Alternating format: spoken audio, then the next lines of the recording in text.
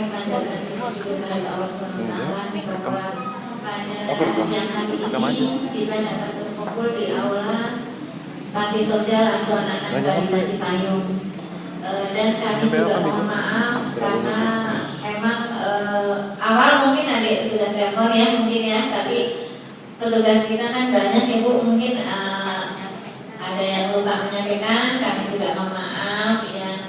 Tadi adik-adik sudah keliling ya.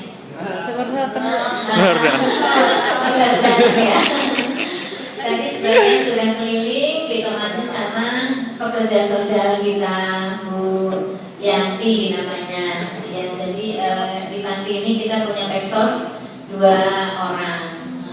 Bu, jadi memang ya ya kami ingin mungkin adik-adik karena baru semester 1 ini ya, baru sekali di sini ya. Jadi perlu mengetahui tentang panti ini. Jadi Panti Sosial Asuhan Anak Balita Cipayung ini adalah milik Dinas Sosial Provinsi DKI Jakarta. Jadi punya Pemda DKI Jakarta yang sekarang Pak Gurunya adalah Pak Ahok ya. Jadi peruntukannya adalah untuk anak-anak balita terlantar yang ada di Provinsi DKI Jakarta. Jadi memang rujukannya kita kirimannya dari rumah sakit, kemudian dari kepolisian, dari warga masyarakat. Kalau warga masyarakat menemukan bayi itu memang harus lapor dulu ya Bu Yanti ya, harus lapor ke kepolisian Ibu. Jadi nanti dari kepolisian baru menyerahkan ke dinas sosial, baru darinya kita rawat di sini. Gitu. Tetap dibawa ke polisi dulu ya? Surat-suratnya memang harus ada ya. Jadi kalau kita karena punya pemerintah, nanti juga kita sewaktu-waktu memang anak ini kalau memang kondisinya aman bisa untuk diadopsi. Jadi memerlukan dokumen yang lengkap seperti itu. Kemudian jumlah anak saat ini adalah 75 anak, yaitu 0 tahun sampai 5 tahun yang ada di sini. Nah, jumlah untuk karyawan-karyawatinya itu memang banyak, hampir sama juga. Semuanya ada 68. Ya, itu pun karena dibagi-bagi untuk kantor, terus kemudian untuk pengasuh. Jadi yang khusus pengasuh memang ada 30. Jadi itu kena shift pekerjaannya, shift malam dan shift siang gitu.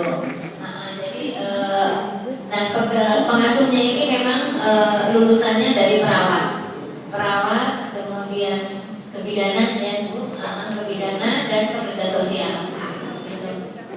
Pekerja sosial itu dari sekolah menengah pekerjaan sosial SLPA-nya, seperti itu memang sudah faknya ya. Kemudian kalau perguruan tingginya adalah sekolah tinggi kesehatan sosial yang ada di Bandung. Ya, itu memang udah faknya di sini. Iya. Jadi kalau mungkin dari BINUS kemudian perhotelan ke sini kan nggak pas, nggak ngerti kan lu? Ya udah ada masing-masing gitu. Jadi bekerja di sini memang harus dengan hati. Mungkin adik-adik tadi yang belakang sudah lihat kalau memang nggak dari hati pasti adik-adik bayinya juga nangis terus kalau malam. Kalau nggak dari hati, ya mungkin karena cuma saya pengen kerja aja gitu di sini. Ya dapat istilahnya ada gaji gitu kan, nggak dari hati. Begitu misalnya pipis atau susu kehausan itu nggak diperhatikan gitu Bu. Kalau memang nggak dari hati, ya kalau dari hati kan otomatis ya seperti adik sendiri. Kalau memang jadi pengasuh yang belum menikah, ya seperti adik sendiri. Kalau memang sudah keluarga, ya seperti anak sendiri seperti itu. Karena memang anak-anak ini yang perlu perhatian sekali gitu Bu. Karena memang mungkin kelahirannya juga tidak diinginkan kan di luar gitu kan. Akhirnya biasanya nih ada juga nih remaja-remaji yang ya biasanya pacaran terus akhirnya kelewatan.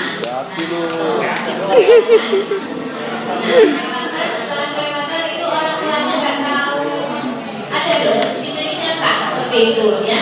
Jadi sini pun nyata ada seperti itu. Mahasiswa sama mahasiswi akhirnya kelewatan seperti itu Bu. Nah, sudah kejadian bingung. Orang tua tidak tahu. Akhirnya sampai mengandung, sampai akhirnya mungkin sudah minumin obat, minumin apa ya. Akhirnya nggak turun juga, akhirnya sampai lahir. Nah, begitu lahir akhirnya ya istilahnya di ini aja ya biar dia ada juga kasusnya yang begitu menyerahkan juga ada datang ke sini, menyerahkan datang ke sini, tapi dari medsosnya kita kasih arahkan kalau memang seperti ini kita harus tahu orang tuanya, harus mengetahui orang tuanya. Tapi ya remaja ini saya nggak mau orang tua saya tahu, saya malu, saya udah kayak ngaku aja, diem lah ya. Tapi apa namanya udah keahlian medsos akhirnya bisa menerima. Jadi kita angkat ke rumah orang tuanya sama anaknya sama bayinya banget Pak, itu dari tadi orang tuanya kaget sekali ya. Waktu itu menerima akhirnya karena memang bagaimana kita seperti itu akhirnya ya mungkin tadinya mungkin nggak setuju atau gimana dengan pacarnya ya disetujui akhirnya dinikahkan seperti itu gitu.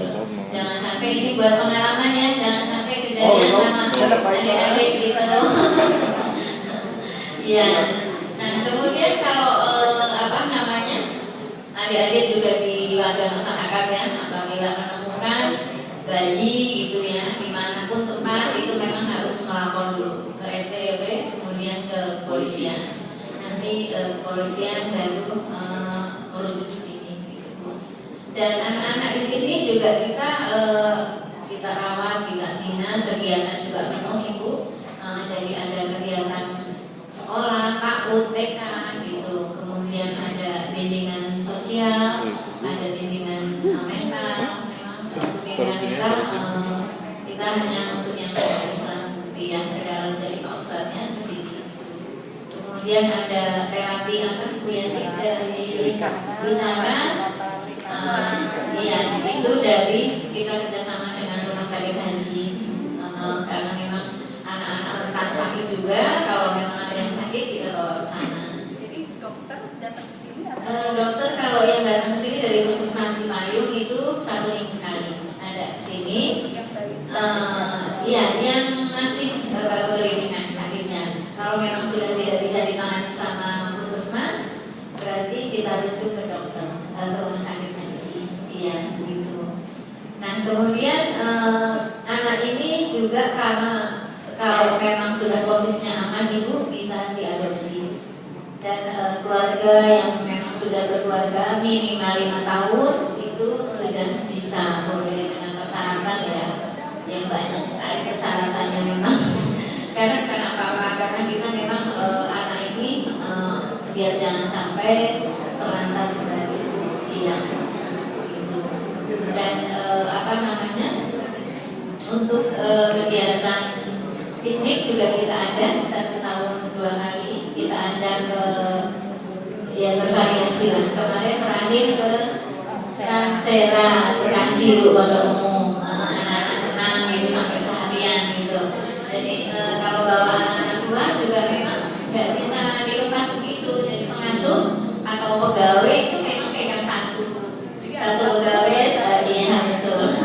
Karena memang di sana juga kan sebentar-sebentar nanti ganti pampers lah, terus kemudian akus lah gitu kan. Jadi memang harus kita dampingi terus gitu. Kemudian untuk apa namanya kerjasama dengan lembaga lain kita juga ada anti kekerasan kebon kosong. Itu ini Bu. Jadi ibunya yang kena praktik, kena keterlibat, kena rahasia gitu. Kalau dinas sosial itu rahasianya dari yang mulai anak-anak sampai kakek nenek semua. Iya. Iya, yang di jalan semua itu yang melanggar ketertiban itu memang ditertibkan semua. Nah nanti kalau udah di pantinya itu namanya panti sosial bintang insannya, enggak ya?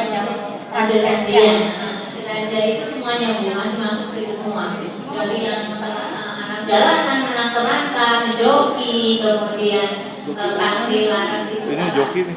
Gangguan jiwa, kemudian semua lah pengemis itu masih jadi satu. Dan nanti dari situ dipilah-pilah. Kalau yang bayi ke sini, anak-anak sampai 5 tahun ke sini. Kemudian kalau yang lanjut usia ada sendiri, lanjut usia yang gangguan jiwa sendiri. Jadi kita dinas sosial sudah punya panti masing-masing seperti itu. Iya. Dan panti obat kosong ini yang kekerasan ini, nah kadang kena razia itu ibunya sedang hamil. Akhirnya kan ibunya diobatin dulu di sana di panti obat kosong. Nah anaknya dititipin di sini dulu sementara sambil menunggu ibunya sembuh. Nanti kalau ibunya sudah sembuh di sana baru ingat anaknya, dia ngambil anaknya ya kita kasih kepada yang anaknya. Kalau nggak ingat kemudian nggak ada keluarga juga, itu biasanya diserahkan juga untuk anak negara. Jadi bisa untuk diadopsi seperti itu.